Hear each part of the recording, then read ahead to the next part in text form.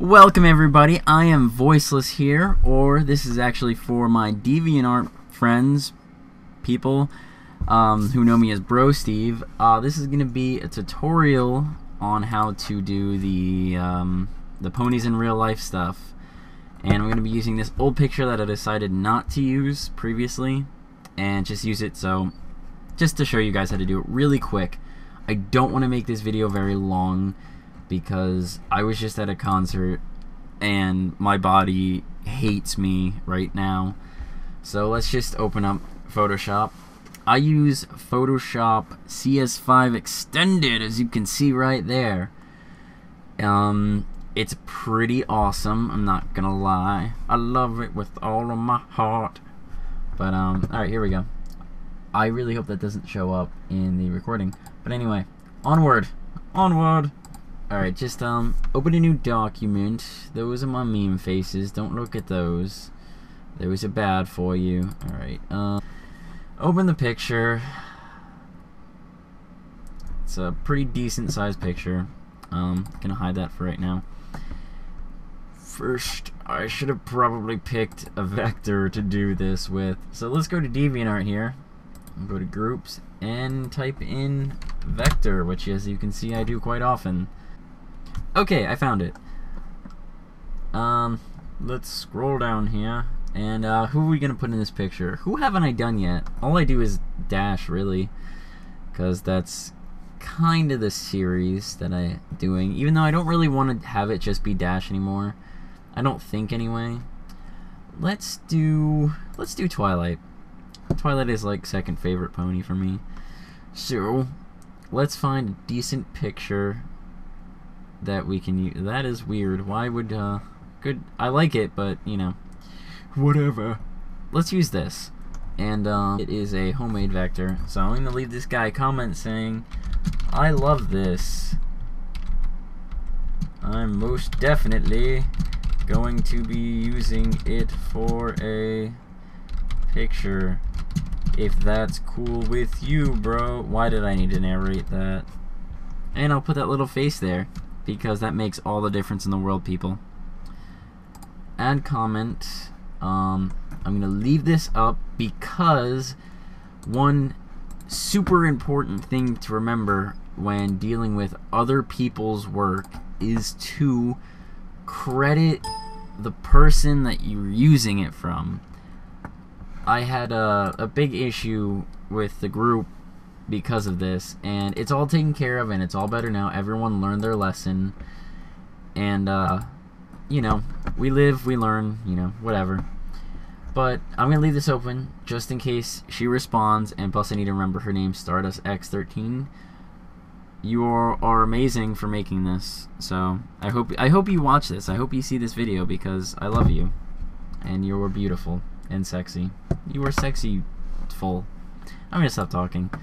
Alright, now let's jump back to Photoshop here, and we're gonna open the vector now. Now I have it all nicely organized like this, but let's open this vector, and you notice it doesn't have a background. Now if it does, it's no big deal. You go over here to the eraser and go to magic eraser and just click in the background. Since My Little Pony is such solid color to solid color, it should easily get rid of everything in the background for you. Now most vectors, when you get them, are already like this and don't have anything in the background. In that case, what you want to do is highlight the whole thing and hit Control C, or go up to File and Edit, whoops, and hit Copy. Jump back over to your picture here, and now basic Photoshop stuff, you have your canvas here, and you have all kinds of stuff like color, swatches, styles, but the most important ones here are probably history, just so you can, you know, get rid of something if you screw up. And I can't find layers, but layers is here somewhere, trust me.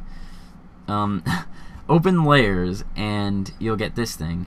Now the most important thing you can do, one of the most important things you do, I think I've said that quite a lot, is to remember to never put the vector in this layer, the background layer. What you want to do is create a new layer by hitting this button down here. See, create new layer. This automatically creates a new layer over top of it. So I can Control V or edit paste and have the vector there. Obviously it's way too big at the moment, so what I do is I usually do free transform. That brings it up in a box. Now when you drag it, you can really mess it up and distort it, and you don't want that. So what you want to do is hold shift and it'll scale it properly and make it, keep playing around with it until you get it to be the size that you want. Now I have to be careful because of these damn tiers.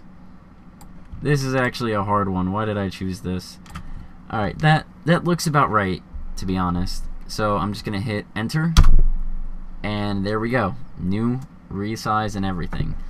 So now as you can see, I just threw the picture in there and I didn't do anything to it. That kind of sucks. It doesn't suck, it's just I didn't add any shadowing or anything. So the next step is we have this layer and this layer. You can actually name the layers. I don't usually do this, but let's layer properties, layer 1 vector, just for the sake of the tutorial here.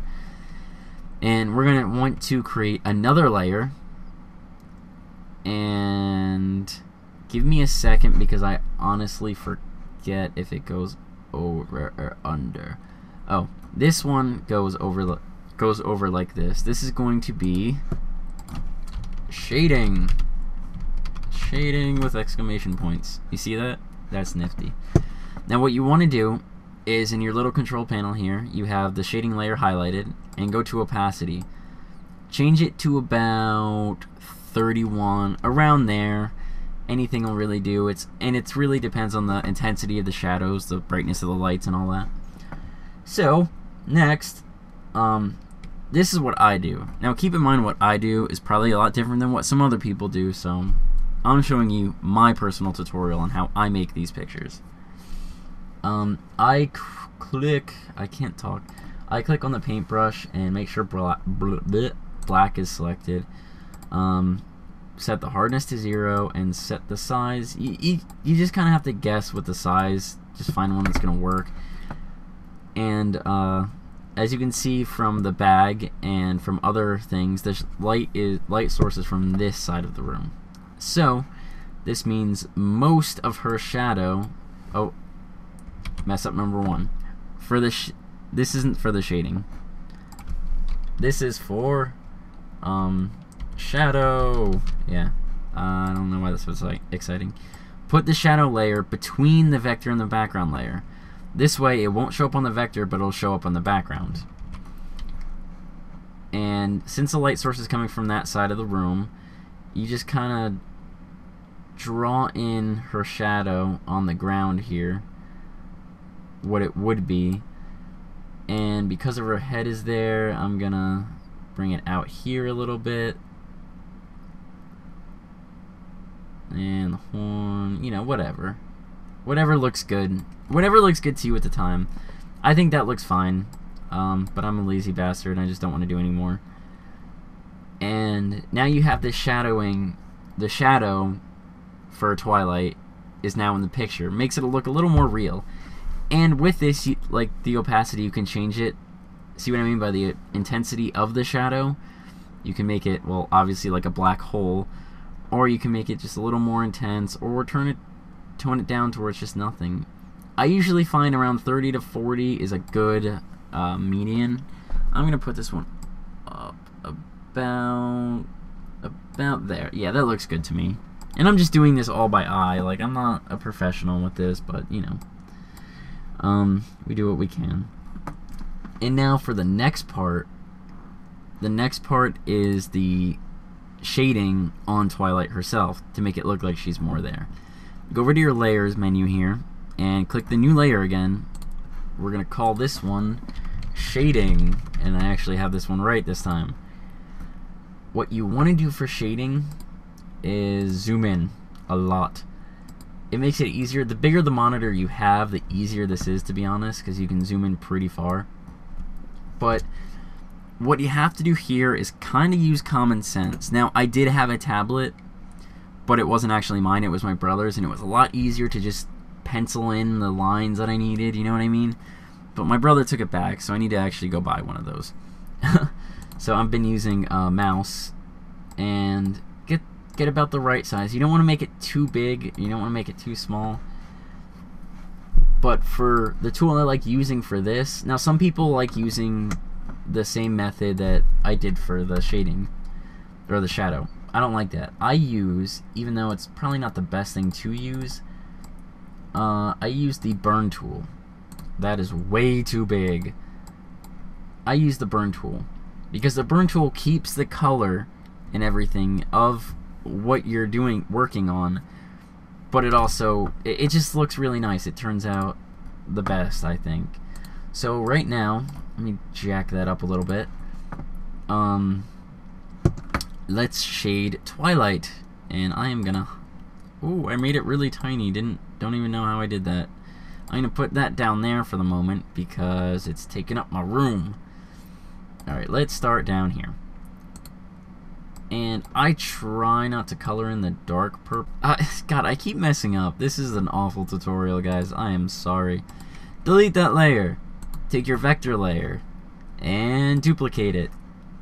Vector copy. Yeah, let's just leave it as that. You know what? Vector shading, just in case.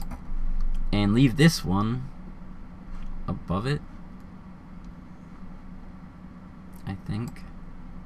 Yeah, and see, you can just like, okay. Now doing this with a mouse, I'm gonna warn you, is a little harder than I would like it to be. Oh, this is gonna turn out awful.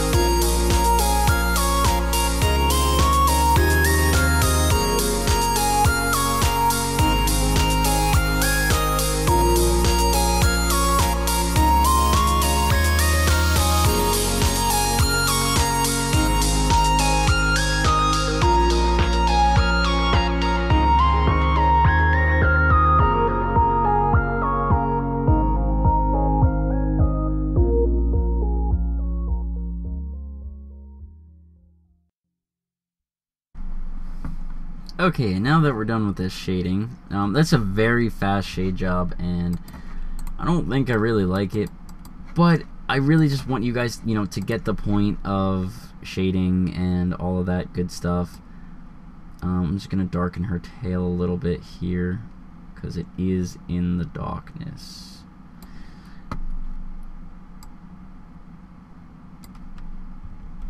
Oh, don't like that. Alright.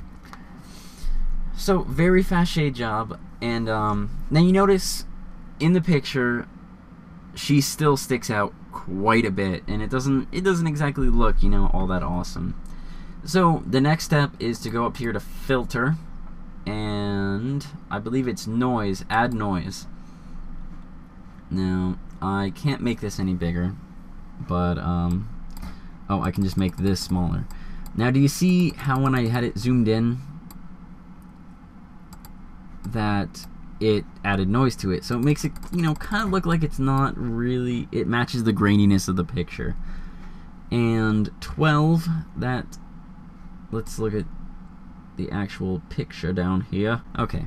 And because, I don't know what's going on, but they're on different layers, I put it on that layer. The next part is go to Image and Adjustments and the Brightness and Contrast. Now you can play with this until it looks like she's not as bright and jumps out, you know what I mean? So let's turn her down a little bit. There we go. And now we have a crying Twilight. It's actually really depressing because I love Twilight. The next step, I like to merge these two then.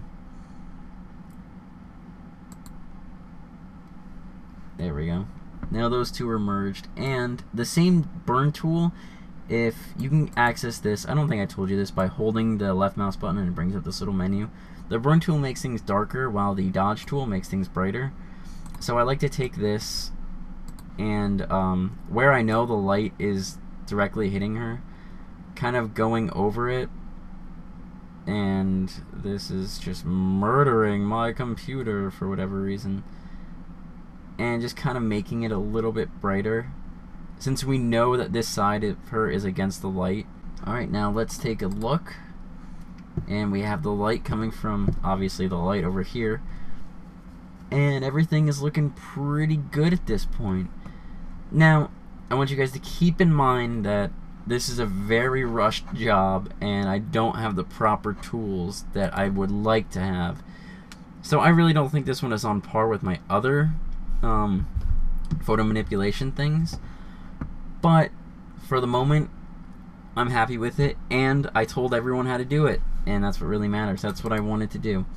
So let's save as. This is another thing I like doing, and I have things separated like this. For the Photoshop documents, let's call this just Sad Twilight. I like saving those in a separate thing so I can always go back and I can always edit them. But then I always go to Save As, drop down, and I always save in JPEG. I don't know if there's a difference. Maybe I'm just stupid. But I have an area for, you know, finished pictures, so I'm gonna save that one in there, and I always save it as, you know, the best quality possible. And now we are done with Photoshop. We can close it, head back to our finished pictures, and take a look at it. Here you go, guys, and that's pretty much it. I hope you guys liked the tutorial, and I hope it helps some of you. But here you go. It's how to do pony photo manipulation the way I do it. And I will see you guys later. You should check out my other videos, and you should check out Mike, my friend Karasu416. He's got some good stuff coming. And see you guys later. Peace.